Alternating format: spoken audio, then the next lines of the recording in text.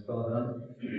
വീണ്ടും നമുക്ക് പഠനത്തിനായിട്ട് ഒരുമിച്ച് കൂടുവാൻ കർത്താവ് അനുഗ്രഹിക്കുന്ന സമയത്തിനായിട്ട് സ്തുതിക്കുന്നു. ആഴമായി അവർക്ക് ഏകാന്തവും ഏഴകൾക്കും ദിവ്യജ്ഞാനമേകുന്ന തിരുവചനമാണ് നമ്മൾ പഠിക്കുന്നത്. ലേഖനം ആവർത്തിച്ച് പറയുന്ന ഒരു വാക്കാണ് ജ്ഞാനം, പരിജ്ഞാനം, വകതിരിവ്, അറിവ് എന്നുള്ള വാക്ക്. ഒരു വ്യക്തിയെ തികഞ്ഞവനായി ദൈവികമായ ജ്ഞാനത്തിലും ആത്മീയമായ പരിജ്ഞാനത്തിലും തികഞ്ഞതാക്കി തീർക്കുന്നതാണ് ദൈവത്തിന്റെ വചനം. അത് പഠിക്കുക എന്നുള്ളത് നമ്മുടെ ജീവിതത്തിൽ ലഭിച്ചിരിക്കുന്ന അത്യപൂർവമായിരിക്കുന്ന ഒരു ഭാഗ്യമാണ് എന്നുള്ളത് നിരന്തരമായി ഉറക്കം കൂടാതെ ദൈവത്തിനെ പഠിക്കുവാൻ നമ്മെ സഹായിക്കും. നമ്മുടെ കർത്താവായ യേശു ക്രിസ്തുവിന്റെ സർവ്വശ്രേഷ്ഠത എന്നുള്ളതാണ് ലേഖനത്തിന്റെ പ്രമേയം. അതിലെ ആദ്യത്തെ പ്രധാന ശീർഷകത്തിലാണ് നമ്മൾ കൊണ്ടുവരുന്നത്. മെയിൻ ഹെഡിങ് എന്താണ്? യേശു ക്രിസ്തുവിന്റെ സർവ്വശ്രേഷ്ഠതയുടെ പ്രഖ്യാപനം. ഒന്നാമത്തെ അധ്യായമാണ് അത്. അതിന്റെ ആദ്യത്തെ ഉപശീർഷകം യേശുക്രിസ്തുവിന്റെ സർവ്വശ്രേഷ്ഠത സുവിശേഷ സന്ദേശങ്ങൾ നമ്മളോട് പറയാം. ഒന്നാമത്തെ പ്രധാന ശീർഷകമാണ് യേശുക്രിസ്തുവിന്റെ സർവ്വശ്രേഷ്ഠതയുടെ പ്രഖ്യാപനം, അധ്യായം 1. ഉപശീർഷകം യേശുക്രിസ്തുവിന്റെ സർവ്വശ്രേഷ്ഠത സുവിശേഷ സന്ദേശങ്ങൾ. ഒന്നാം അധ്യായത്തിന് 1 മുതൽ 13 വരെയുള്ള വാക്യം. നമ്മളിപ്പോൾ അതാണ് ചിന്തിച്ചുകൊണ്ടിരിക്കുന്നത്. അതിലെ നമ്മൾ 2 ഭാഗങ്ങൾ ചിന്തിച്ചു. ഒന്ന് അഭിവാദനം, ഒന്നാം അധ്യായത്തിന് 1 മുതൽ 3 വരെയുള്ള വാക്യങ്ങളും. ഒന്നാം അധ്യായത്തിന് 1 മുതൽ 3 വരെയുള്ള വാക്യങ്ങൾ അഭിവാദനം. 2 അഭിനന്ദനം. കഴിഞ്ഞ ആഴ്ച നമ്മളാണ് ചിന്തിച്ചത് അഭിനന്ദനം. ഒന്നാം അധ്യായത്തിന്റെ 4 മുതൽ 8 വരെയുള്ള വാക്യങ്ങൾ. ഒന്നാം അധ്യായത്തിന്റെ 4 മുതൽ 8 വരെയുള്ള വാക്യങ്ങൾ അഭിനന്ദനം. അപ്പോസ്തലനായ പൗലോസ് താൻ പറയാൻ പോകുന്ന അതിപ്രധാനമായ സന്ദേശം, അല്ലെങ്കിൽ താൻ പ്രസ്താവിക്കുന്ന പ്രമേയം ആ അഭിവാദനത്തിലും അതിനുശേഷം അഭിനന്ദനത്തിലും അതിന്റെ സൂചനകൾ ഉണ്ട്. അതായത് അവിടെ നമ്മൾ ചിന്തിച്ചതാണ്, ഞാൻ ആവർത്തിക്കുന്നില്ല. 3-ാം വാക്യത്തിൽ പറയുന്നത്, ഞാൻ വാക്യങ്ങൾ പറഞ്ഞത് ചെറിയൊരു മിസ്റ്റേക്ക് പറ്റി, സോറി. അഭിവാദനം 1-2 വാക്യങ്ങൾ, അഭിവാദനം 1-2 വാക്യങ്ങൾ, അഭിനന്ദനം 3 മുതൽ 8 വരെ, അഭിനന്ദനം 3 മുതൽ 8 വരെ. ഓക്കെ, 3-ാം വാക്യത്തിൽ തന്നെ ഉണ്ട്. അഭിനന്ദനത്തിൽ നോക്കിയ സുവിശേഷത്തിന്റെ സത്യവചനത്തിൽ നിങ്ങൾ മുമ്പ് കേട്ടതായി. അപ്പോ സുവിശേഷത്തിന്റെ സത്യവചനത്തിൽ എന്താണ് നിങ്ങൾക്ക് ലഭിച്ചത് എന്ന് പറയുകയാണ്. 6-ാം വാക്യം, ആ സുവിശേഷം സർവ്വലോകത്തിലും എന്ന പോലെ നിങ്ങളുടെ അടുക്കലും എത്തി, നിങ്ങൾ ദൈവകൃപയെ യഥാർത്ഥമായി കേട്ടറിഞ്ഞ നാൾ മുതൽ. കഴിഞ്ഞ ആഴ്ചയിൽ നമ്മൾ ചിന്തിച്ചതാണ്. അപ്പൊ സുവിശേഷത്തിൽ നമുക്ക് എന്തുണ്ട്, അല്ലെങ്കിൽ ക്രിസ്തുവിൽ നമുക്ക് എന്ത് ലഭിച്ചു? യേശുക്രിസ്തുവിന്റെ സർവ്വശ്രേഷ്ഠതയുടെ പ്രഖ്യാപനമാണ് സുവിശേഷത്തിലുള്ളത്. നമ്മൾ സുവിശേഷം പറയുമ്പോൾ എന്താ പറയുന്നത്? സാധാരണ സുവിശേഷം പറയുമ്പോൾ നമുക്ക് പറ്റുന്നൊരു തെറ്റാണ്, അല്ലെങ്കിൽ ഒരു പരാജയമാണ്. നമ്മൾ പാപത്തെ കുറിച്ച് കൂടുതൽ പറയുകയും കർത്താവിനെ കുറിച്ച് കുറച്ച് പറയുകയും ചെയ്യുന്നത്. എന്നാൽ സുവിശേഷത്തിന്റെ കാതലായ അന്തസത്ത എന്ന് പറയുന്നത് ക്രിസ്തുവാണ്. ആ സുവിശേഷം ദാവീദിന്റെ സന്തതിയായി ജനിച്ച് മരിച്ച് ഉയർത്തെഴുന്നേറ്റ യേശുക്രിസ്തുവിനെ ഓർത്തുകൊള്ളുവിൻ, അതാകുന്നു എന്റെ സുവിശേഷം. യേശുക്രിസ്തുവിന്റെ സർവ്വശ്രേഷ്ഠതയിലാണ് സുവിശേഷം നിൽക്കുന്നത്. അപ്പൊ ആ സുവിശേഷത്തിൽ ദൈവകൃപയെ നിങ്ങൾ യഥാർത്ഥമായി കേട്ടറിഞ്ഞതിനാൽ നിങ്ങൾക്ക് സ്വർഗത്തിൽ എന്തുണ്ട്? പ്രത്യാശ ഉണ്ട്. അതാണ് നമ്മൾ ആദ്യ ഭാഗത്ത് കണ്ടത്. അപ്പോൾ ആ ഭാഗത്ത് പറഞ്ഞിരിക്കുകയാണ്. ഇനി നമ്മൾ അതിന്റെ 3-ാമത്തെ ഒരു പോയിന്റിലേക്ക് വരികയാണ്. യേശുക്രിസ്തുവിന്റെ സർവ്വശ്രേഷ്ഠത സുവിശേഷ സന്ദേശങ്ങളിൽ നിന്നുള്ള ഉപശീർഷകത്തിന്റെ കീഴിൽ വരുന്ന 1 അഭിവാദനം, 2 അഭിനന്ദനം, 3 കൊലോസ്യർക്കായുള്ള പൗലോസിന്റെ പ്രാർത്ഥന. കൊലോസ്യർക്കായുള്ള പൗലോസിന്റെ പ്രാർത്ഥന 9 മുതൽ 12 വരെയുള്ള വാക്യം. 9 മുതൽ 12 വരെയുള്ള വാക്യം. അതുകൊണ്ട് ഞങ്ങൾ അത് കേട്ട നാൾ മുതൽ നിങ്ങൾക്ക് വേണ്ടി ഇടവിടാതെ പ്രാർത്ഥിക്കുന്നു. നിങ്ങൾ പൂർവ്വപ്രസാദത്തിനായി കർത്താവിന് യോഗ്യമാകുവണ്ണം നടന്നു ആത്മീയമായ സകല ജ്ഞാനത്തിനും വിവേകത്തിനും അവന്റെ ഇഷ്ടത്തിന്റെ പരിജ്ഞാനം കൊണ്ട് നിറഞ്ഞു വരണം എന്നും സകല സൽപ്രവൃത്തിയിലും ഫലം കാഴ്ച ദൈവത്തെ കുറിച്ചുള്ള പരിജ്ഞാനത്തിൽ വളരണമെന്നും സകല സഹിഷ്ണുതയ്ക്കും ദീർഘക്ഷമയ്ക്കുമായി അവന്റെ മഹത്വത്തിന്റെ വല്ലഭത്തിനൊത്തവണ്ണം പൂർണ്ണശക്തിയോടെ ബലപ്പെടണമെന്നും വിശുദ്ധന്മാർക്ക് വെളിച്ചത്തിലുള്ള അവകാശത്തിനായി നമ്മെ പ്രാപ്തരാക്കുകയും നമ്മെ ഇരുട്ടിന്റെ അധികാരത്തിൽ നിന്ന് വിടുവിച്ച് തന്റെ സ്നേഹസ്വരൂപനായ പുത്രന്റെ രാജ്യത്തിലാക്കി വയ്ക്കുകയും ചെയ്ത പിതാവ് സന്തോഷത്തോടെ സ്തോത്രം ചെയ്യുന്നവരാകണമെന്ന് അപേക്ഷിക്കുന്നു. അപ്പോൾ താൻ പറയുന്ന നമുക്ക് തോന്നും അപ്പോസ്തലൻ അഭിവാദനവും അഭിനന്ദനവും പിന്നീട് അവർക്ക് വേണ്ടിയുള്ള പ്രാർത്ഥനയൊക്കെ സ്വാഭാവികമായിട്ട് പറയുന്ന ഒരു ഇൻട്രൊഡക്ഷൻ ആണ് എന്ന് നമുക്ക് തോന്നണമെങ്കിലും, പക്ഷെ ആ ഇൻട്രൊഡക്ഷനിൽ എന്തുണ്ട്? താൻ പറയാൻ പോകുന്ന ആ പ്രധാനപ്പെട്ട പ്രമേയം അതിലുണ്ട്. നമ്മളൊരു പ്രസംഗത്തിന്റെ നമ്മളൊരു ആമുഖം പറയുമ്പോൾ എന്ത് വേണം ചെയ്യും? പ്രസംഗശാസ്ത്രം ഹോമിലെറ്റിക്സ് അങ്ങനെയാണ് പഠിക്കുന്നത്. ഹോമിലെറ്റിക്സ് പഠിച്ച് പ്രസംഗിച്ചതല്ല കേട്ടോ. അതാണ്, അതിനെന്തുണ്ട്? ഒരു ഇൻട്രൊഡക്ഷൻ ഉണ്ട്, ഒരു ബോഡി ഉണ്ട്, സ്ട്രക്ചർ ഉണ്ട്. ഞങ്ങളെ പഠിപ്പിച്ച് യുപിയിലെ വേലയിലായിരുന്ന CV ബേബിജാനാണ് ഹോമിലെറ്റിക്സ് പഠിപ്പിച്ചത്. അമേരിക്കയിൽ ഉണ്ടായിരുന്ന നമ്മുടെ ഒരു സഹോദരൻ, അദ്ദേഹം യുപിയിൽ ആഗ്രഹിക വേലയ്ക്ക് വന്നതാണ്. ചാർലി ലോണങ്ങളുടെ പിതാവ്. ചാർലി ലോണങ്ങളുടെ പക്ഷേ അനുഗ്രഹമായി. അപ്പൊ നമ്മൾ പറഞ്ഞൊരു കാര്യം, നമ്മളൊരു സന്ദേശം തയ്യാറാക്കുന്ന ഒരു വീട് പണിയുന്ന പോലെ അതിനാദ്യം എന്ത് പണിയും? നമ്മൾ ഫൗണ്ടേഷൻ വേണം, ഒരു ബേസ് വേണം, ഒരു ഫൗണ്ടേഷൻ ഉണ്ട്, പിന്നെ ഒരു സ്ട്രക്ചർ, പിന്നെ അതിനെന്ത് വേണം? റൂഫ് വേണം. അപ്പൊ അതുപോലെയാണ് ആദ്യം ഒരു ബേസ് വേണം, ഇൻട്രൊഡക്ഷൻ. നമ്മൾ എന്താണ് പറയാൻ പോകുന്നത്, എന്താണ് പണിയാൻ പോകുന്നത്, അതാണ് എന്ത് കാണിക്കുന്നത്? ഒരു തറ കാണുമ്പോൾ നമുക്ക് അറിയാം ഇതിന്റെ മേളിൽ എന്താണ്. ഒരു സഹോദരൻ പറഞ്ഞു, താനൊരു പ്രസവമൊക്കെ കഴിഞ്ഞ് അദ്ദേഹത്തെ വീട്ടില് ഭക്ഷണം കഴിക്കാനായിട്ട് വിളിച്ചുകൊണ്ടു. അപ്പം ആ വീട്ടിലെ ആന്റി പറഞ്ഞു, ബോസ് വാക്യം വായിച്ചപ്പോ എനിക്ക് മനസ്സിലായി എന്താണ് പറയാൻ പോകുന്നത്. വാക്യം വായിച്ചപ്പോ മനസ്സിലായത് എന്താണ് പറയാൻ പോകുന്നത്. അപ്പൊ ഒരു ഫൗണ്ടേഷൻ വേണം, പിന്നെ ഒരു സ്ട്രക്ചർ വേണം. അതാണ് പ്രധാന ബോഡി എന്ന് പറയുന്നത്, ആ സന്ദേശത്തിന്റെ പ്രധാന ഭാഗം. എന്താണ്, ഏത് ബേസിലാണ് ഫൗണ്ടേഷൻ എന്നാണ് ഈ സ്ട്രക്ചർ പണിതിരിക്കുന്ന, അതിന് അനുയോജ്യമായ ഒരു റൂഫ്, ഒരു മേഖല. അതാണ് കൺക്ലൂഷൻ. പലപ്പോഴും നമ്മൾ പറയുന്ന സന്ദേശത്തിന്റെ ഇൻട്രൊഡക്ഷൻ ഒരു സ്ഥലത്തും, പിന്നെ സന്ദേശം വേറെ ഒരു സ്ഥലത്തും, ബോഡി ഒരു സ്ഥലത്തും, മേൽക്കൂര വേറൊരു സ്ഥലത്തും ആകെ പോകാറുണ്ട്. അങ്ങനെയല്ല. നമ്മൾ ഈ കൊലോസ്യലേഖനം പഠിക്കുമ്പോൾ നമുക്ക് മനോഹരമായിട്ട് മനസ്സിലാക്കാൻ പറ്റും. താൻ പറയുന്ന ഇൻട്രൊഡക്ഷനിൽ താൻ പറയാൻ പോകുന്ന പ്രധാനപ്പെട്ട പ്രമേയം ആ ഭാഗത്തുണ്ട്. ഈ അഭിവാദനത്തിലും അഭിനന്ദനത്തിലും ഇവിടെ അവർക്ക് വേണ്ടിയുള്ള പ്രാർത്ഥനയിൽ നമുക്ക് കാണാനായിട്ട് കഴിയും. അത് 9-ാം വാക്യത്തിൽ നോക്കിയേ.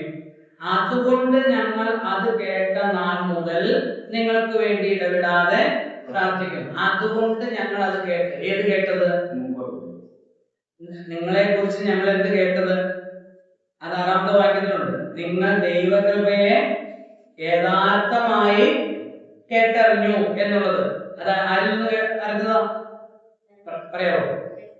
എപ്പഫ്രാസിൽ നിന്ന് കേട്ടാണ്. എപ്പഫ്രാസ് ആണ് എഫെസോസിൽ ഉണ്ടായിരുന്ന 3 വർഷത്തെ ബൈബിൾ പഠന കോഴ്സിൽ പോയി പഠിച്ച് തിരിച്ച് എവിടെ പോയി? കൊലോസ്യയിൽ പോയി സുവിശേഷം അറിയിച്ച ആള്. അവരുടെ കൊലോസ്യ സഭയിലെ ശുശ്രൂഷകനാണ്. കൊലോസ്യ സഭ ആരുടെ വീട്ടിലായിരുന്നു? ഫിലേമോന്റെ വീട്ടിലായിരുന്നു. ഓക്കെ. അപ്പൊ ആ എപ്പഫ്രാസ് അപ്പോസ്തലനായ പൗലോസിനെ ശുശ്രൂഷിക്കാനായിട്ട് ഇപ്പൊ എവിടെയാണ്? റോമിലാണ്. റോമിലെ വീട്ടുതലങ്ങളിൽ അയക്കുന്ന പൗലോസിനെ ശുശ്രൂഷിച്ചുകൊണ്ടിരിക്കുകയാണ്. അപ്പൊ എഫെസോസിൽ നിന്ന് കേട്ടു എന്ത്? ഇവർ ദൈവകൃപയെ യഥാർത്ഥമായി കേട്ടറിഞ്ഞ് വിശ്വസിച്ചു. സുവിശേഷത്തിന്റെ അന്തരാളങ്ങളെ ഗ്രഹിച്ച് വിശ്വസിച്ച ആളുകളാണ് കൊലോസ്യയിലുള്ള ദൈവമക്കളെന്ന് അറിഞ്ഞു. അപ്പൊ അന്ന് മുതല് അവർക്ക് വേണ്ടി എന്ത് ചെയ്യണം? പ്രാർത്ഥിക്കുക. അവർ കണ്ടിട്ടുണ്ടോ പൗലോസ്? അവർ കണ്ടിട്ടുണ്ടോ? ഇല്ല. ഗണേശനോട് പറഞ്ഞ 2:1 വാക്യം, അവരുടെ മുഖം കണ്ടിട്ടില്ല, പൗലോസിന്റെ മുഖം കണ്ടിട്ടില്ല. അവർക്ക് അറിഞ്ഞുകൂടാ. പക്ഷെ അറിയാത്ത ആളുകൾക്ക് വേണ്ടി എന്ത് ചെയ്യാം? പ്രാർത്ഥിക്കുക. അപ്പോസ്തലനായ പൗലോസിന്റെ 4 കാരാഗ്രഹ ലേഖനങ്ങളിലും അനുവാചകർക്ക് വേണ്ടിയുള്ള പ്രാർത്ഥനയുണ്ട്. അതൊരു അദ്വൈതമായിട്ടുള്ള പ്രാർത്ഥനകളാണ്. നമ്മൾ ആ പ്രാർത്ഥനകളൊക്കെ വായിച്ച് നമ്മുടെ പ്രാർത്ഥനകളെ അതുപോലെ ആക്കാനായിട്ട്, ട്രാൻസ്ഫോം ചെയ്യാനായിട്ട് നമ്മൾ പരിശ്രമിക്കണം. നമ്മുടെ പ്രാർത്ഥനകൾക്കൊക്കെ മാറ്റം വരുത്തണം. നമ്മുടെ പ്രാർത്ഥനകൾക്ക് മാറ്റം വരുന്നത് നമ്മൾ ഈ ദൈവവചനം പഠിക്കുമ്പോഴാണ്. ഞാനത് കഴിഞ്ഞ ആഴ്ച പറഞ്ഞു. പൗലോസ്ലേഖനം നമ്മൾ മുഴുവൻ പഠിച്ചിട്ടും നമ്മുടെ സ്തോത്രം ചെയ്യും വചനം പഠിക്കുമ്പോൾ നമുക്ക് സ്തോത്രം ചെയ്യാനായിട്ട് ആശയങ്ങൾ കിട്ടും. ഇല്ല, കിട്ടുന്നില്ലേ? കർത്താവിന്റെ സർവ്വശ്രേഷ്ഠതയെ കുറിച്ച് മനസ്സിലാക്കുമ്പോൾ നമ്മുടെ സ്തോത്രം ചെയ്യുന്ന രീതി മാറും. സ്തോത്രത്തിന് പുതിയ വാക്കുകളുണ്ടാവും, പുതിയ ആശയങ്ങളുണ്ടാവും. നമ്മുടെ ചിന്ത പറയാനായിട്ട് നമുക്ക് ആശയങ്ങൾ കിട്ടും. ഇല്ല മോനെ?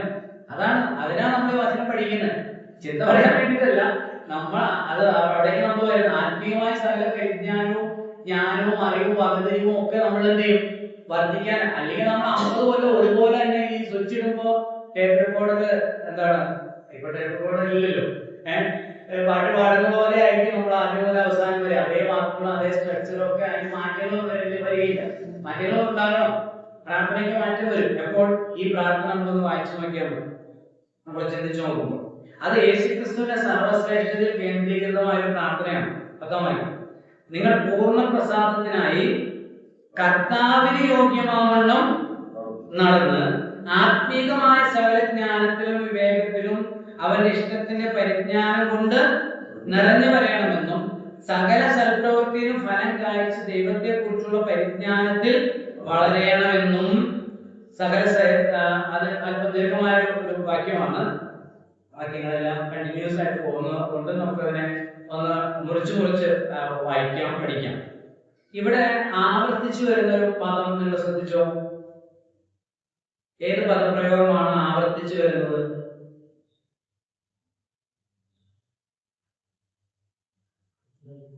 ഒരേ ആശയമുള്ള പദങ്ങൾ, ഒരേ പദമല്ല, ഒരേ ആശയമുള്ള പദങ്ങൾ ആവർത്തിച്ചു വരുന്ന ഏതാണ്? ജ്ഞാനം, വിവേകം, പരിജ്ഞാനം, അല്ലേ? ആ ആശയമാണ്, വാക്കുകളാണ്, പദങ്ങളാണ് ആവർത്തിച്ചു വരുന്നത്. അത് പറയാനൊരു കാരണം, ഈ എപ്പഫ്രാസിൽ നിന്ന് അപ്പോസ്തലനായ പൗലോസ് കേട്ടു കൊലോസ്യ സഭയിലേക്ക് കടന്നു വന്ന ദുരുപദേശത്തെ കുറിച്ച്. ആ ദുരുപദേശത്തെ കുറിച്ച് ഒന്നാമത്തെ ക്ലാസ് ഞാൻ പറഞ്ഞു. നോസ്റ്റിസിസം, ജ്ഞാനവാദം എന്ന് പറയുന്ന ഒരു ദുരുപദേശമാണ്. അപ്പൊ അവര് പഠിപ്പിക്കുന്നത്, അവരുടെ വാദം എന്ന് പറയുന്നത്, ദൈവത്തിലേക്ക് അടുക്കുവാനായിട്ട്, ദൈവത്തെ പ്രസാദിപ്പിക്കാനായിട്ട് എന്താവശ്യമാണ്? ജ്ഞാനം ആവശ്യമാണ്. ജ്ഞാനം. 2-ാം അധ്യായത്തിന്റെ 3-4 വാക്യങ്ങൾ നമുക്കൊന്ന് വായിക്കാം. 2-ാം അധ്യായത്തിന്റെ 3-4 വാക്യങ്ങൾ.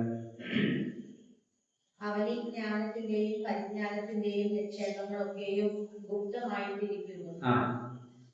4-ാം വാക്യം, വശീകരണ വാക്കുകൊണ്ട് ആരും നിങ്ങളെ ചതിക്കാതിരിക്കാൻ ഞാൻ ഇത് പറയുന്നു. വശീകരണ വാക്കുകൊണ്ട് ആരും നിങ്ങളെ, എന്താ വശീകരണ വാക്ക്? അത് 2-ാം അധ്യായത്തിന്റെ 8-ാം വാക്യത്തിൽ പറഞ്ഞിട്ടുണ്ട്.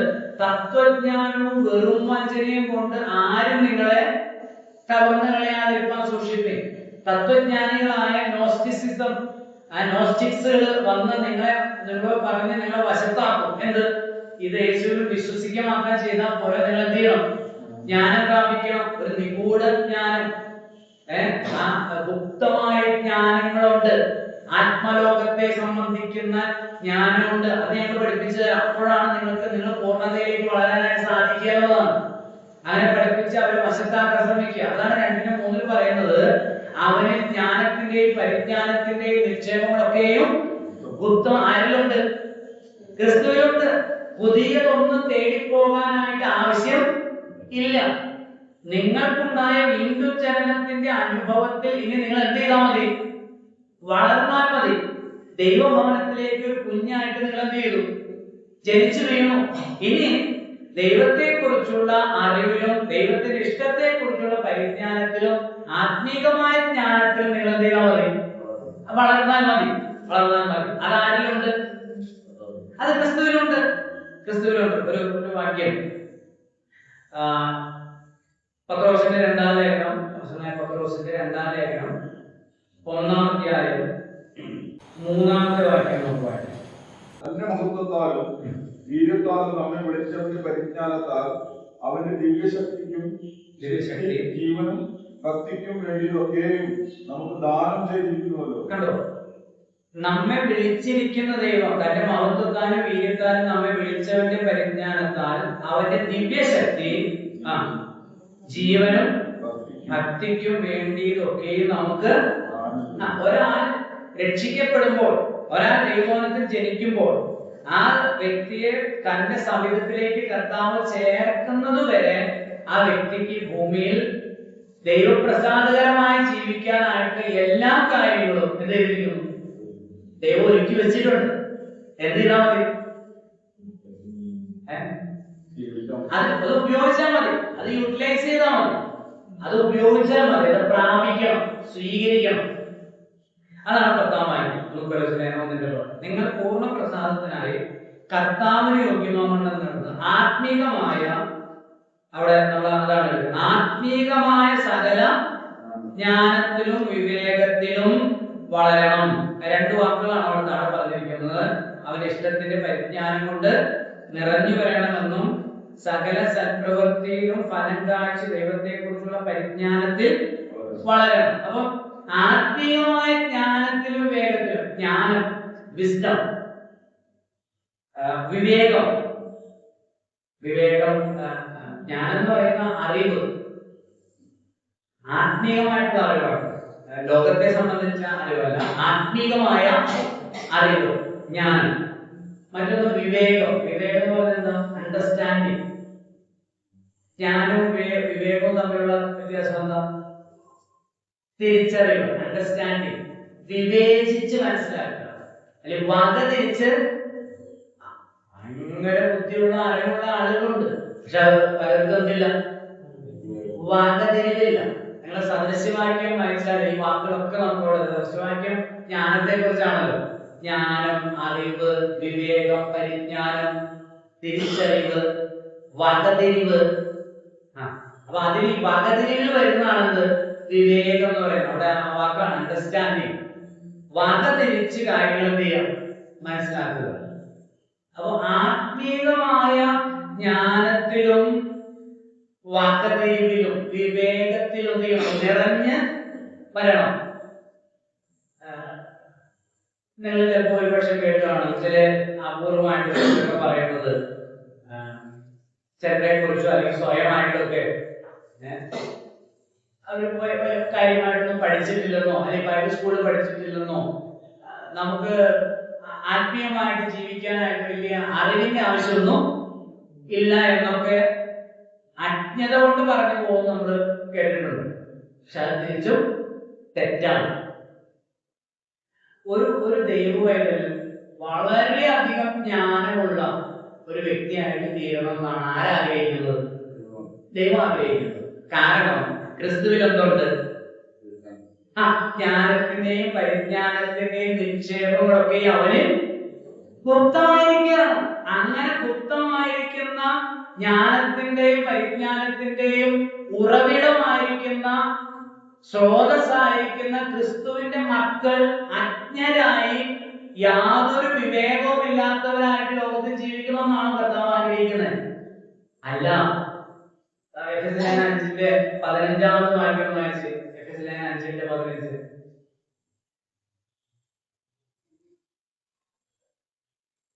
ആകയാൽ സൂക്ഷ്മതയോടെ അജ്ഞാനികളായിട്ടല്ല ജ്ഞാനികളായിട്ടൊക്കെ നടപ്പാൻ നോക്കുകയും.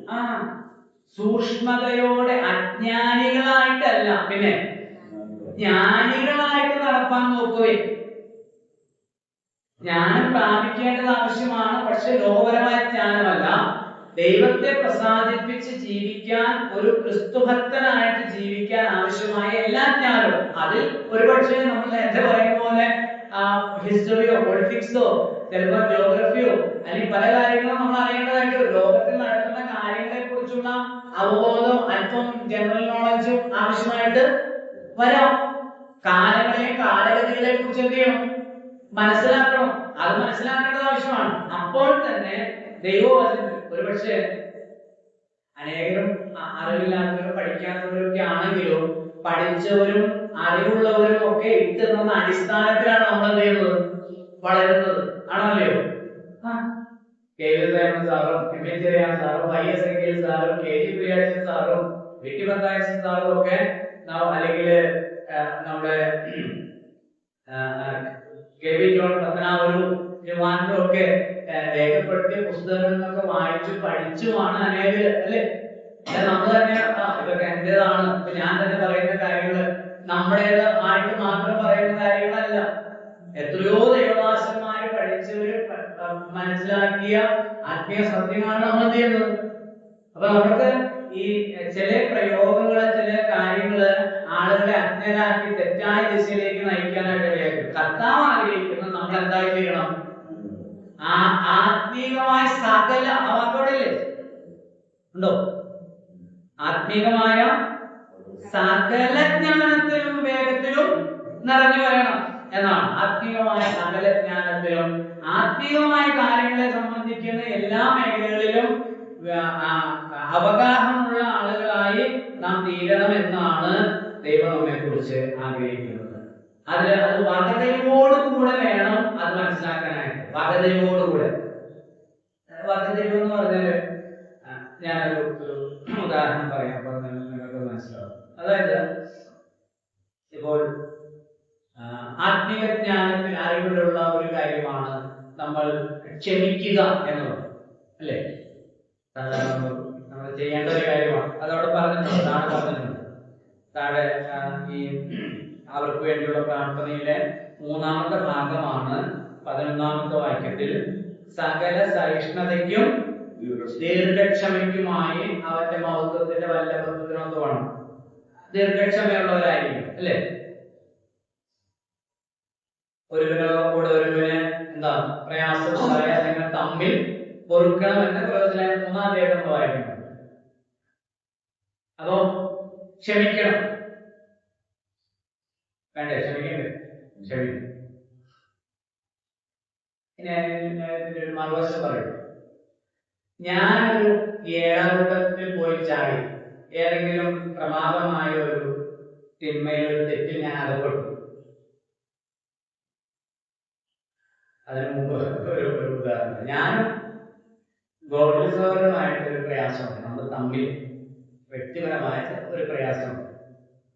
അങ്ങനെ പ്രയാസം ഉണ്ടാവും. ഞാൻ സഹോദരനോട് സഹോദരൻ എന്നോട് തെറ്റ് ചെയ്തു എങ്കിൽ എന്ത് ചെയ്യണം? ഞാൻ എന്ത് ചെയ്യണം? തെറ്റ് ചെയ്ത ആളോട് ക്ഷമിക്കണം. അദ്ദേഹം ക്ഷമ പറഞ്ഞാലോ പറഞ്ഞില്ലെങ്കിലും എനിക്ക് എന്ത് ചെയ്യാനായിട്ട് കഴിയും? ക്ഷമിക്കാനായിട്ട് സാധിക്കും. എന്നാൽ ഞാൻ ഗോഡ്ലിസോറിനോടല്ല തെറ്റ് ചെയ്യുന്നത്. ഞാൻ തന്നെ അരുതാത്ത ഒരു കാര്യം ചെയ്തു. ഞാൻ തന്നെ അരുതാത്ത ഒരു കാര്യം, കർത്താവിന് നിരക്കാത്ത, ദൈവസഭയ്ക്ക് അംഗീകരിക്കാൻ കഴിയാത്ത, നിരക്കാത്ത പ്രമാദമായ തെറ്റിൽ ഞാൻ അകപ്പെട്ടു. അവിടെ ഗോഡ്ലിസോറൻ ക്ഷമിക്കേണ്ട ആവശ്യമുണ്ടോ? ആരാ ക്ഷമിക്കേണ്ടത്? അവിടെ ക്ഷമയെ എങ്ങനെയാണ് നമ്മൾ കൊണ്ടുവരേണ്ടത്?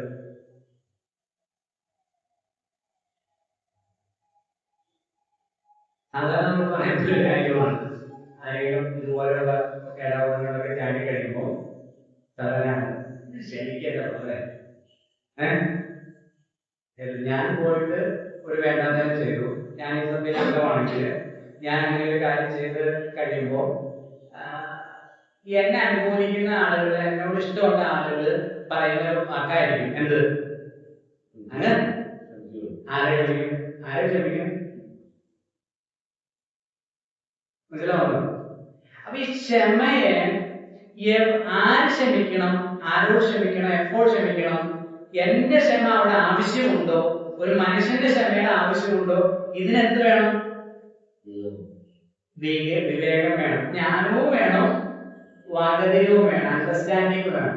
അപ്പൊ ഇവിടെ ക്ഷമിക്കണം എന്നുള്ള ഒരു ജ്ഞാനം, ഒരു അറിവ് മാത്രമേ അവിടെ ഉള്ളൂ. ക്ഷമിക്കണം എന്നുള്ള തത്വം മാത്രമേ നമുക്ക് അറിയൂ. പക്ഷെ അത് എന്റെ ക്ഷമ അവിടെ ആവശ്യമില്ല. ഞാനല്ല ക്ഷമിക്കേണ്ടത്. എന്റെ ക്ഷമ അപ്രായോഗികമായിരിക്കുന്ന അസ്ഥാനത്തായ ഒരു കാര്യത്തിലാണ് ഞാൻ കയറിയത് പറയുന്നത്. അങ്ങ് ക്ഷമിക്കുക എന്ന് പറയുന്നത്, അല്ലെങ്കിൽ ക്ഷമിക്കുക എന്ന് വേറൊരാൾ പറയുമ്പോൾ അദ്ദേഹത്തിനും അത് ക്ഷമിക്കാനുള്ള അധികാരം ഇല്ല. ആ വിഷയം ഞാൻ പിന്നീട് ബാക്കി എന്താണെന്ന് പിന്നീട് പറയും. അതാണ് ആവശ്യം. അപ്പൊ ഈ ജ്ഞാനത്തിന്റെയും വിവേകത്തിന്റെയും അല്ലെങ്കിൽ വകതിരിവിന്റെയും നിറകുടങ്ങളായെങ്കിൽ അതിനെ കുറിച്ച് വ്യക്തമായ ബോധ്യവും വകതിരിവും ഉള്ളവരായി നമ്മൾ തീരണം എന്നാണ് ആരാഗ്രഹിക്കുന്നത്? കർത്താവ് ആഗ്രഹിക്കുന്നത്. അതാരിലുണ്ട്? കർത്താവിൽ, ക്രിസ്തുവിലുണ്ട്. അതിന്റെ 3-ാം അധ്യായത്തിന്റെ 16-ാമത്തെ വാക്യം. സങ്കീർത്തനങ്ങളാലും സ്തുതികളാലും ആത്മീയ ഗീതങ്ങളാലും തമ്മിൽ പഠിപ്പിച്ചും ബുദ്ധിയുപദേശിച്ചും നന്ദിയോടെ നിങ്ങളുടെ ഹൃദയങ്ങളിൽ ദൈവത്തിൽ പാടിയും ഇങ്ങനെ ക്രിസ്തുവിന്റെ വചനം ഐശ്വര്യമായി സർവജ്ഞാനത്തോടും കൂടെ നിങ്ങൾ വസിക്കട്ടെ. ക്രിസ്തുവിന്റെ വചനം സകല ഐശ്വര്യമായി സകല ജ്ഞാനത്തോടും കൂടെ നിങ്ങളിൽ വസിക്കട്ടെ. ഈ ജ്ഞാനം പ്രാപിക്കുന്ന, ഈ വകതിരിവ് പരിജ്ഞാനം നമ്മൾ പ്രാപിക്കുന്നത് എവിടെ നിന്നാണ്? ക്രിസ്തുവിൽ നിന്നും അവന്റെ വചനത്തിൽ നിന്നാണ്. കർത്താവിന്റെ വചനത്തിൽ നിന്നാണ്. അതിന്റെ 1-ാം അധ്യായത്തിന്റെ 28-ാമത്തെ വാക്യം. 1:28. അങ്ങനെ ഞങ്ങൾ അറിയിക്കുന്നതിൽ ഏത് മനുഷ്യനെയും ക്രിസ്തുവിൽ തികഞ്ഞവനായി നിർത്തേണ്ടതിന് ഏത് മനുഷ്യനെയും പ്രബോധിപ്പിക്കുകയും ഏത് മനുഷ്യനോട് സകലജ്ഞാനത്തോടും കൂടെ ഉപദേശിക്കുകയും ചെയ്യുന്നു. അല്ലയോ ദുരുപദേഷ്ടാക്കന്മാരെ വാക്ക് കേൾക്കുന്ന സഹോദരി സഹോദരന്മാരെ, ഓരോ കൊലോസിലുള്ള വിശുദ്ധന്മാരോട് പറയാം, നിങ്ങൾ മനസ്സിലാക്കണം, നിങ്ങൾ വിചാരിക്കുന്നത് പോലെ ഞങ്ങൾ അജ്ഞാനികളല്ല. പിന്നെ ഏത് മനുഷ്യനെ ക്രിസ്തുവിൽ തികഞ്ഞവനായി, ഈ ജ്ഞാനവാദികളും യഹൂദമതക്കാരും പറയുന്നതാണ് ക്രിസ്തുവിൽ വിശ്വസിച്ചുകൊണ്ട് എന്ത് ലഭിക്കുന്നില്ല? പൂർണ്ണത ലഭിക്കുന്നില്ല, തികവ് ലഭിക്കുന്നില്ല, നിറവ് ലഭിക്കുന്നില്ല. അപ്പൊ ഇവര് പറയുന്നത് ഞങ്ങൾ പറയുന്ന കൂടെ കേട്ട് നിങ്ങൾ ശരിയാക്കുക എന്നുള്ള ആളുകൾ പറയുന്നത് ഒരാഴ്ചത്തെ ഉപവാസം, 21 ഉപവാസം കൈയൊക്കെ അടിച്ച് ശക്തമായിട്ട് നമുക്കും തോന്നുക അത് ഇവിടെ എന്താ വന്ന് നമ്മൾ കസേരയിൽ വന്നിരുന്ന് 2 മണിക്കൂർ ഉണ്ടാകുന്ന അനങ്ങാതെ എഴുന്നേറ്റ് പോകുന്നു. അവര് കണ്ടോ ഭയങ്കര ഉണർവ്. ആരെ പറഞ്ഞ അതാ ഉണർവെന്ന്? കൈയടിക്കുന്നു, വെള്ളം വയ്ക്കുന്നതാണ് ഉണർവെന്ന് ആരെ പറഞ്ഞു? അപ്പൊ ഇതുപോലെയുള്ള തെറ്റായ കാര്യങ്ങൾ പറയുന്ന ആളുകളെ ചൂണ്ടിക്കാണിച്ചുകൊണ്ട് പൗലോസ് പറയുകയാണ്, ഏത് മനുഷ്യനെ തികഞ്ഞവനാക്കി, പൂർണ്ണനാക്കി, നിറവുള്ളവനാക്കി തീർക്കുന്ന സകല പരിജ്ഞാനത്തോടും ജ്ഞാനത്തോടും കൂടിയാണ് ഞങ്ങൾ ആളുകൾ എന്ത് ചെയ്യുന്നത്? നമുക്ക് 28-ാമത്തെ വാക്യത്തിലുള്ള ഭാഗം, ഏത് മനുഷ്യനെയും ക്രിസ്തുവിൽ തികഞ്ഞവനായി നിർത്തേണ്ടത് ഏത് മനുഷ്യനെ പ്രബോധിപ്പിക്കുകയും സകല ഏത് മനുഷ്യനോട് സകല ജ്ഞാനത്തോടും കൂടെ ഉപദേശിക്കുകയും ചെയ്യുന്നു. കൊരിന്ത്യലേഖനം എഴുതുമ്പോൾ പൗലോസ് അത് പറയുന്നുണ്ട്, ഞങ്ങൾ തികഞ്ഞവരുടെ ഇടയിൽ ഞങ്ങൾ ജ്ഞാനം പ്രസംഗിക്കുന്നു എന്ന് അത് പറയാൻ കാരണമുണ്ട്. ഈ കൊരിന്ത് ഏഥൻസിന്റെ അടുത്ത് വരുന്ന, അല്ലെങ്കിൽ നമ്മള് പുതിയ നിയമത്തിൽ അഖായ പ്രദേശങ്ങൾ എന്ന് പറയുന്ന, അഖായ എന്ന് പറയുന്ന പ്രവിശ്യ, അഖായ പ്രവിശ്യയിലുള്ള സഭകളാണ് കൊരിന്ത്, ആഥൻസ്, കെൻക്രയ മുതലായ സഭകൾ. അപ്പൊ ഈ തത്വജ്ഞാനികളുടെ ഈറ്റില്ലത്തിന്റെ അടുത്ത് കിടക്കുന്ന ഒരു സ്ഥലമാണിത്. എല്ലാ ജ്ഞാനികളും ഭയങ്കര അറിവാളികളായ ആളുകളാണ്. അപ്പോസ്തലൻ പറയുകയാണ്, ജ്ഞാനികളുടെ ഇടയിൽ, തികഞ്ഞവരുടെ ഇടയിൽ ഞങ്ങൾ എന്ത് ചെയ്യുന്നു? ജ്ഞാനം സംസാരിക്കുന്നു എന്ന് പറഞ്ഞാൽ എന്തുണ്ട്? ജ്ഞാനമുണ്ട്, ക്രിസ്തുവിലുള്ള ജ്ഞാനമാണ് സംസാരിക്കുന്നത്. അപ്പൊ അത് ഞാനത് കഴിഞ്ഞ ആഴ്ച പറഞ്ഞ കാര്യം അതാണ്. കാലഘട്ടത്തിനനുസരിച്ച് പുതുതായി രൂപപ്പെട്ടു വരുന്ന എല്ലാ ഇടത്തൂടുകളെയും എല്ലാ ദുരുപദേശങ്ങളെയും അതാത് സമയത്ത് കൃത്യമായിട്ട് നോട്ട് ചെയ്ത് മനസ്സിലാക്കി അതിനെ കുറിച്ച് നല്ല ഗ്രാഹ്യമുള്ളവരായി അതിനെതിരായ ക്രിസ്തീയ ഉപദേശങ്ങളെ കൃത്യമായി പഠിപ്പിക്കുക എന്നുള്ളതാണ് ആരുടെ പണി? ഉപദേഷ്ടാക്കന്മാരുടെ, സഭാ ശുശ്രൂഷകന്മാരുടെ, സഭയുടെ നേതൃത്വത്തിന്റെ ജോലി എന്ന് പറയുന്നത്. നമ്മളത് കാണുന്നുണ്ട്. അപ്പൊ പൗലോസ് അത് പറയുകയാണ്, എന്ത് വേണം? ഏത് മനുഷ്യനെയും ക്രിസ്തുവിൽ തികഞ്ഞവനാക്കുവാനുള്ള സകല ജ്ഞാനത്തോടും കൂടെ എന്ത് ചെയ്യുന്നു? ഉപദേശിക്കുന്നു. ദൈവത്തിന് സ്തോത്രം. എഫെസ്യ ലേഖനത്തിൽ നിന്ന് നമുക്ക് വായിക്കാം. ഞാൻ നേരത്തെ പറഞ്ഞ വേദഭാഗം 4-ാം അധ്യായം എടുക്കാം. 4-ാം അധ്യായത്തിൽ 14-ാം വാക്യം. അങ്ങനെ 11 മുതൽ നമുക്ക് വായിക്കാം. അവർ ചിലരെ അപ്പോസ്തലന്മാരും ചിലരെ പ്രവാചകന്മാരായും ചിലരെ സുവിശേഷകന്മാരായും ചിലരെ ഇടയന്മാരായും ഉപദേഷ്ടാക്കന്മാരായും നിയമിച്ചിരിക്കുന്നു. അത് നാം എല്ലാവരും വിശ്വാസത്തിലും ദൈവത്തിനെ കുറിച്ചുള്ള പരിജ്ഞാനത്തിനുമുള്ള ഐക്യതയും തികഞ്ഞ പുരുഷത്വവും ക്രിസ്തുവിന്റെ സമ്പൂർണതയായ പ്രായത്തിന്റെ അളവ് പ്രാപിക്കുവോളം വിശുദ്ധന്മാരുടെ യഥാസ്ഥാനത്തിനായുള്ള ശുശ്രൂഷയുടെ വേലയ്ക്കും ക്രിസ്തുവിന്റെ ശരീരത്തിന്റെ ആത്മീയ വർധനയ്ക്കും ആകുന്നു. അങ്ങനെ നാം ഇനി മനുഷ്യരുടെ ചതിയാലും ഉപായത്താലും തെറ്റിച്ചു കളയുന്ന തന്ത്രങ്ങളിൽ കുടുങ്ങിപ്പോകുവാൻ തക്കവണ്ണം ഉപദേശത്തിന്റെ ഓരോ കാര്യത്തിനാൽ അലഞ്ഞുഴലുന്ന ശിശുക്കൾ ആയിരിക്കാതെ സ്നേഹത്തിൽ സത്യം സംസാരിച്ചുകൊണ്ട് ക്രിസ്തു എന്ന തലയോളം സകലത്തിലും വളരുവാൻ ഇടയാകും. ഉപദേശത്തിന്റെ ഓരോ കാറ്റിനാൽ അലഞ്ഞുഴലുന്ന ശിശുക്കൾ ആയിരിക്കാതെ ക്രിസ്തു എന്ന തലയോളം വളരാൻ ഇടയാകുന്ന എപ്പോഴാണ്? ആ ദീർഘമായ വാക്യങ്ങൾ നമ്മൾ വായിച്ചു. ഞാൻ അതിനെ സംക്ഷിപ്തമായിട്ട് പറയുമോ? ഉപദേശത്തിന്റെ കാറ്റിനാൽ അലഞ്ഞുഴലാതെ ക്രിസ്തു എന്ന തലയോളം വളരാനായിട്ട് ഇടയായിത്തീരുന്നത് എപ്പോഴാണ്? അതാണ് 11 മുതലുള്ള വാക്യം പറയുന്നത്. അവർ സഭയിൽ ചിലരെ അപ്പോസ്തലന്മാരും പ്രവാചകന്മാരും സുവിശേഷന്മാരും ഇടയന്മാരും ഉപദേഷ്ടാക്കന്മാരും ആയിട്ട് നിയമിച്ചിരിക്കുക. അതെന്തിനാ? അവർ മുഖാന്തരം ഈ സഭയിലുള്ളവർ ഈ നേരത്തെ പറഞ്ഞതുപോലെ എന്ത് ചെയ്യണം?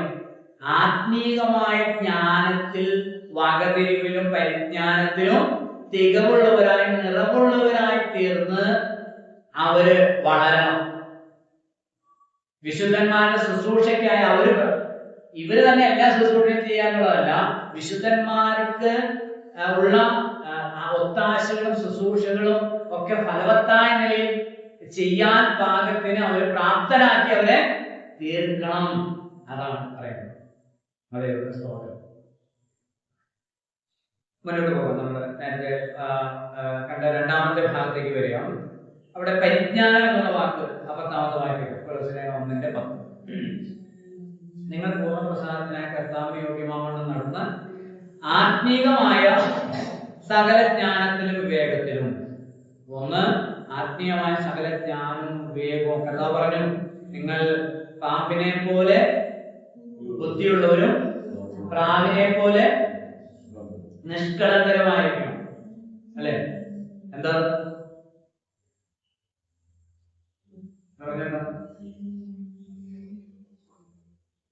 പാമ്പ് ഓടി കിടന്ന ആൾക്കാരെ കടിക്കുമോ? ഇല്ല. ഭയങ്കര സെൻസിറ്റീവായിട്ടുള്ള ഒരു ജീവിയാണ് ആ പാമ്പ് എന്ന് പറയുന്നത്. വളരെ സെൻസിറ്റീവ്. പാപം നിറഞ്ഞ തിന്മ നിറഞ്ഞ ലോകത്തിൽ വെറുതെലേക്ക് നമ്മൾ വായിക്കുന്നുണ്ട്. നിങ്ങൾ ബുദ്ധിയിൽ ശിശുക്കളാകാതെ തിന്മയ്ക്ക് ശിശുക്കളും ബുദ്ധിക്ക് മുതിർന്നവരുമായിരിക്കും. തിന്മയ്ക്ക് ആരാകും? ശിശുക്കളാകുകയും ബുദ്ധിയിൽ മുതിർന്ന. ബുദ്ധി എന്ന് പറഞ്ഞാൽ വളരുമ്പോ കിട്ടുന്ന സാധനമല്ല, പിന്നെ പ്രാപിക്കേണ്ടുന്ന ഒരു കാര്യമായിട്ട് അവിടെ പറഞ്ഞത്. ബുദ്ധിയിൽ മുതിർന്നവരുമായിരിക്കും. തിന്മയ്ക്ക് ആരാകും? ശിശുക്കളായിരിക്കണം. വളരെ സെൻസിറ്റീവ്. പാപം നിറഞ്ഞ തിന്മ നിറഞ്ഞ ലോകത്തിൽ മാറി മാറി കാലഘട്ടങ്ങളും ചിന്താഗതികളൊക്കെ മാറി വരുന്ന ഒരു ലോകത്തിൽ നിങ്ങൾ എന്തായി തീരണം? പാമ്പിനെ പോലെ ബുദ്ധിയുള്ളവരായി തീരണം. ആ ഓരോ കുടുക്കില് പോയി തീരരുത്, ചാടരുത്. അപ്പോൾ തന്നെ നിങ്ങൾക്ക് എന്തുകൊണ്ടായിരിക്കണം? നിഷ്കളങ്കതയും ഉണ്ടായിരിക്കണം. എന്താ, സൂത്രമല്ല അവിടെ ആവശ്യം.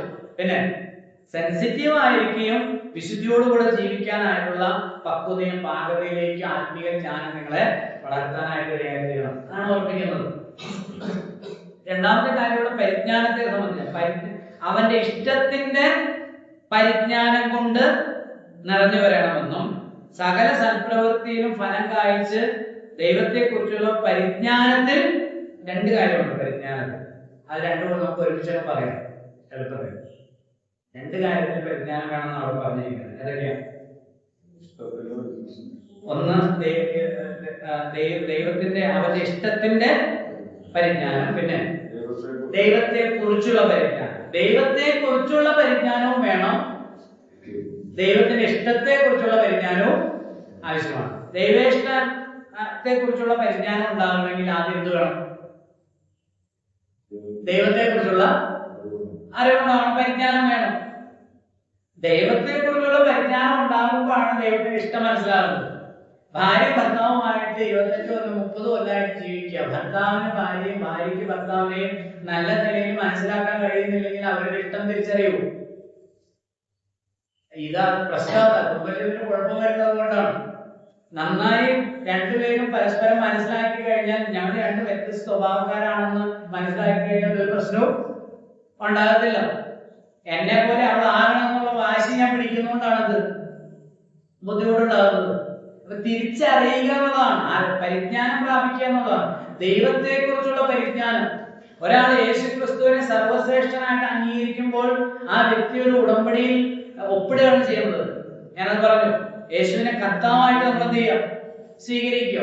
യേശുവിന്റെ കർത്താവാണ്, എന്റെ ഉടമസ്ഥനാണ്, എന്റെ മാസ്റ്ററാണ്, ഈസ് മൈ ലോർഡ് എന്ന് പറയുമ്പോൾ ഇന്ന് മുതൽ എനിക്ക് എന്തില്ല? ഇഷ്ടം ഇല്ല, താല്പര്യമില്ല, ലക്ഷ്യങ്ങളില്ല. എന്റെ എല്ലാ ഇഷ്ടങ്ങളും, എന്റെ എല്ലാ ഹിതങ്ങളും, എന്റെ എല്ലാ ഉദ്ദേശങ്ങളും ആരുടേതാണ്? ക്രിസ്തുവിന്റെ. ആണോ അല്ലയോ? ആണ്. അതാണ് ദൈവത്തെ കുറിച്ചുള്ള പരിജ്ഞാനത്തിനും അവന്റെ ഇഷ്ടത്തെ കുറിച്ചുള്ള പരിജ്ഞാനം ഉണ്ടായിരിക്കണം. അങ്ങനെ വരുമ്പോൾ ദൈവത്തിന്റെ ഇഷ്ടം എന്താണെന്ന് മനസ്സിലാക്കാനായിട്ട് ദൈവത്തെ കുറിച്ച് എന്ത് ചെയ്യണം? രക്ഷിക്കപ്പെട്ടപ്പോ എല്ലാം അറിഞ്ഞില്ല, ദൈവത്തെ കുറിച്ച് അറിഞ്ഞോ? തിയോളജി പഠിച്ചോ? അയ്യോ ബ്രദറെ, അത് നമ്മൾ ബൈബിൾ സ്കൂളിലല്ലേ തിയോളജി, ക്രിസ്റ്റോളജി, ന്യൂമറ്റോളജി, എക്ലീസിയോളജി ഒക്കെ നമ്മൾ ബൈബിൾ കോളേജിൽ പഠിക്കുന്നതല്ലേ? അല്ല, ബൈബിൾ കോളേജിൽ എന്താ പഠിപ്പിക്കുന്നത്? 5 കൊല്ലം കൊണ്ട് എല്ലാം പഠിക്കുവോ? 3 കൊല്ലം കൊണ്ട്, 1 കൊല്ലം കൊണ്ട് എല്ലാം പഠിക്കുവോ? നമ്മൾ എന്ത് പഠിക്കാനോ? ഒന്നും പഠിക്കുന്നില്ല. എങ്ങനെ പഠിക്കാമെന്നുള്ളത് എന്ത് ചെയ്യുന്നുള്ളൂ? പഠിക്കുന്നുള്ളൂ. ഒരു സഭയിലാണ് ഇതെല്ലാം പഠിക്കുന്നത്. നമ്മൾ ദൈവത്തെ കുറിച്ചുള്ള പരിജ്ഞാനം പഠിക്കുന്നത്. അപ്പൊ പത്രോസ്ലീഹ എന്താ പറയുന്നത്? നിങ്ങളുടെ അജ്ഞാന കാലത്തുണ്ടായിരുന്ന മോഹങ്ങളെ മാതൃകയാക്കാതെ നിങ്ങളെ വിളിച്ച വിശുദ്ധന് ഒത്തവണ്ണം എല്ലാ നടപ്പിലും വിശുദ്ധരാകുകയും. എന്തുകൊണ്ട്? ഞാൻ വിശുദ്ധനാകിയാൽ നിങ്ങളും. എന്തുകൊണ്ട് നമ്മൾ വിശുദ്ധരാകണം എന്ന് ചോദിച്ചാൽ ദൈവത്തിന് ഇഷ്ടമാണ് നമ്മെ കുറിച്ച് നമ്മൾ വിശുദ്ധരാകണമെന്ന്. അതെന്തുകൊണ്ട്? ദൈവത്തെ കുറിച്ചുള്ള പരിജ്ഞാനമാണ് ദൈവത്തിന്റെ ഇഷ്ടത്തെ കുറിച്ചുള്ള പരിജ്ഞാനം നമുക്ക് നൽകുന്നത്. ആണല്ലോ? അതെ.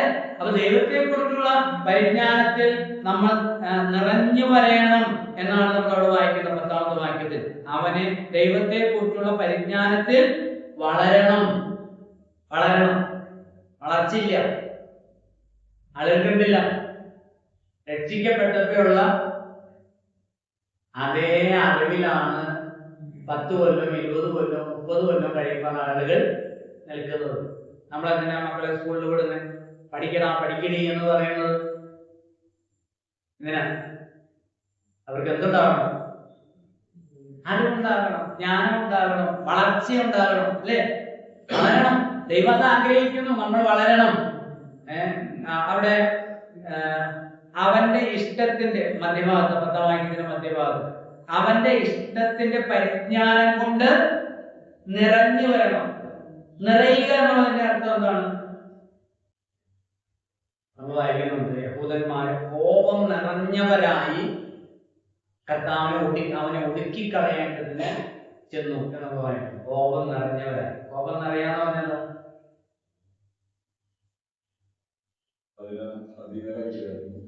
കോപത്താൽ നിയന്ത്രിക്കപ്പെടുക. പരിശുദ്ധാത്മാവിനാൽ നിറഞ്ഞവരായി എന്ന് പറഞ്ഞാൽ എന്താ? പരിശുദ്ധാത്മാവ് നിറയുക എന്ന് പറഞ്ഞാൽ എന്താ? പരിശുദ്ധാത്മാവ് നിറയുന്നത് നമുക്ക് കൈയടിക്കാം, ആണോ? അല്ലല്ലോ. അവിടെയാണ് നമ്മൾ നേരത്തെ പറഞ്ഞ വാദതയില്ലാത്ത വിവേകം, സകല ആത്മീയ വിവേകം വേണമെന്ന് പറയുന്നത്. പരിശുദ്ധാത്മാവിനെ നൽകിയിരിക്കുന്നതിന്റെ ഉദ്ദേശം പരിശുദ്ധാത്മാവിനാൽ നിയന്ത്രിക്കപ്പെടുക, നയിക്കപ്പെടുക. അപ്പൊ അവന്റെ ഇഷ്ടത്തിന്റെ പരിജ്ഞാനത്താൽ നിറയപ്പെടുക എന്ന് പറഞ്ഞാൽ എന്താ അതിന്റെ അർത്ഥം? ദൈവേഷ്ടത്താൽ നയിക്കപ്പെടുക. നമ്മുടെ ജീവിതത്തിന്റെ സമസ്ത മേഖലകളിലും നമ്മൾ നിയന്ത്രിക്കപ്പെടുന്ന എന്തിനാലായിരിക്കണം? ദൈവത്തിന്റെ ഇഷ്ടത്താലായിരിക്കണം. നമ്മൾ എടുക്കുന്ന തീരുമാനങ്ങൾ, നമ്മൾ എടുക്കുന്ന കോഴ്സ്, നമ്മൾ എടുക്കുന്ന ജോലി, നമ്മൾ ചൂസ് ചെയ്യുന്ന ജോലി, നമ്മൾ പോകുന്ന സ്ഥലങ്ങൾ. ഞാൻ നേരത്തെ പറയാം, യൂറോപ്പിൽ പോകുന്നതിന് എനിക്ക് യാതൊരു ബുദ്ധിമുട്ടുമില്ല. പക്ഷെ എല്ലാവരും പോകണമോ, ഞാൻ പോകണമോ എന്ന് നമ്മൾ എന്ത് ചെയ്യണം? എല്ലാ മക്കളൊന്നുമില്ല, ആബ്സെന്റ് കേൾപ്പിക്കണം. എനിക്ക് പോകാൻ ആവശ്യമുണ്ടോ? പോയവരെ ഒക്കെ പറയുന്ന കാര്യങ്ങൾ ശരിയാണോ? അതുകൊണ്ട് ധാർമ്മികമായും ആത്മീകമായും ഭൗതികമായിട്ടുള്ള നേട്ടങ്ങളുണ്ടോ? ഭാവിക്ക് എനിക്കും എന്റെ അടുത്ത തലമുറയ്ക്കും ഏതെങ്കിലും വിധത്തിലുള്ള ആത്മീകവും ധാർമ്മികമായ കോട്ടങ്ങൾ ഉണ്ടാകുമോ? എനിക്ക് ആത്മീയമായി വളരുവാനും എനിക്ക് ഞാൻ സ്വീകരിച്ച എന്റെ കർത്താവുമായിട്ട് ഒരുമിച്ച് ജീവിക്കാനായിട്ട് എനിക്ക് ഇതെല്ലാം ഒരു തടസ്സമായി തീരുമോ? ഇതെല്ലാം ചെയ്യണം. ഇതൊക്കെ എന്ത് ചെയ്യണം?